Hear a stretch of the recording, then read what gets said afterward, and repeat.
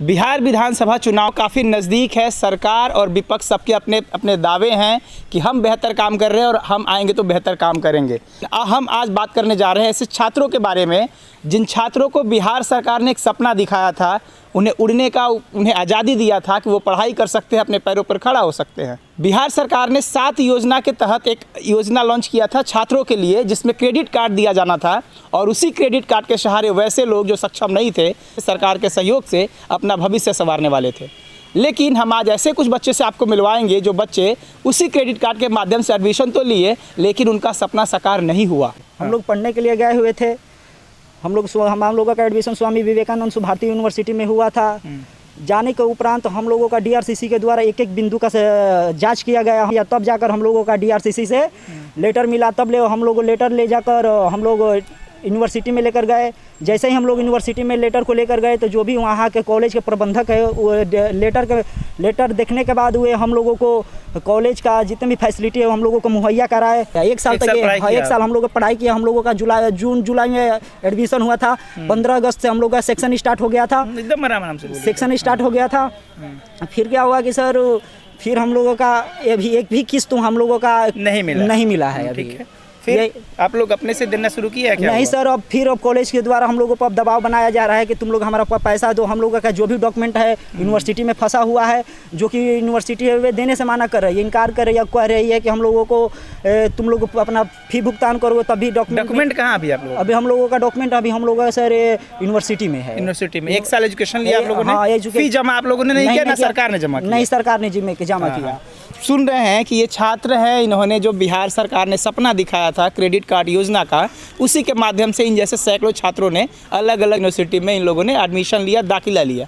शुरुआत में ये बोला गया कि आपसी मामला है, यूनिवर्सिटी और डीआरसीसी का मामला है, इसको सुलझा लिया जाएगा। लेकिन इसी बीच ये साल भर 1 साल तक एजुकेशन प्राप्त करते रहे, ना सरकार ने यूनिवर्सिटी को फ़ी भेजा और ये सक्षम नहीं थे कि चूँकि यूनिवर्सिटी को फ़ी दे पाए, इसीलिए अंत में इन लोगों ने कॉलेज से जो दाखिला था उस दाखिलों को छोड़ते हुए, नदाद करते हुए वहाँ से ये लोग अपने घर चले आए। और आज के डेट में इनका जो जितना सर्टिफिकेट है जिसके सहारे ये अपना भविष्य बनाते, सब यूनिवर्सिटी में जब्त है। यूनिवर्सिटी बार बार दबाव दे रही है कि आप अगर फ़ी जमा नहीं करेंगे तो आपका जो सर्टिफिकेट है नहीं दिया जाएगा। आगे आप लोग क्या सोच रहे हैं? प्लानिंग नहीं, अभी तो हम लोगों का सब कुछ वहीं है और यूनिवर्सिटी वाले बोल रहे हैं कि जब तक तुम लोग फ़ी भुगतान नहीं करोगे अब समय से, तो तुम लोगों का एडमिशन भी रद्द होगा और डॉक्यूमेंट भी नहीं मिलेगा। तो जिससे बहुत बच्चे डिप्रेशन में भी है, बहुत बच्चे सुसाइड भी कर रहे हैं। न जाने कितने इससे पेरेंट्स दुखी हुए हैं। मतलब ऐसा कि डीआरसीसी गए थे? हाँ सर, डीआरसीसी में हम गए थे तो डीआरसीसी वाले बहुत मनमानी कर रहे हैं। डीआरसीसी वाले बोल रहे हैं कि बेटा ऐसा बात है कि तुम लोग दूसरा कॉलेज देखो, ठीक है ना, नहीं तो फिर से कोई एग्ज़ाम की तैयारी करो। तो क्या सर, हम सरकार से यही पूछना चाहते हैं, तो हम लोग कॉलेज और डीआरसीसी को चक्कर लगाते रहे हैं, हम लोग पढ़े लिखे नहीं। हमारा एडमिशन लगभग 3rd सेमेस्टर में हम लोग पहुँच चुके हैं और जब तक हम लोग 7 निश्चय योजना के तहत हम लोगों ने एडमिशन करवाया था, उसमें सारी हमारी यूनिवर्सिटी हम लोगों ने नेट पे सर्च किया और हम लोगों ने एंट्रेंस भी दिया था। उसमें से हमारा जो एडमिशन था वो बिल्कुल ट्रांसपेरेंट था, बिल्कुल ट्रांसपेरेंट था।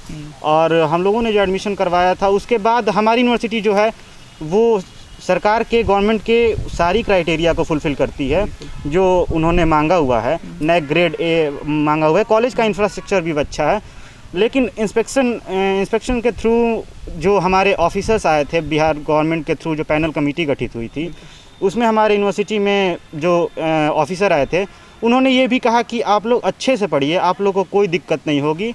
आप लोग फिर जो हम लोग का साल भर 1.5 साल के करीब हो गया, फिर भी हमारा कोई सुनवाई नहीं हुआ और फाइनेंशियली हम लोग इतने कैपेबल नहीं हैं कि हम लोग फ़ी का भुगतान कर सकें। ये लोग काफ़ी परेशान हैं। इन सबका कहना है कि जिस तरीके से हमने एक ड्रीम देखा था वो फुलफ़िल करना था, लेकिन सरकार की उदासीनता और ऑफिसरों के मिली भगत से हमारे उस सपने पर पानी फिर रहा है। कॉलेज से दबाव आ रहा है थोड़ा फ़ी का कि भुगतान कैसे भी भुगतान करो तुम लोग।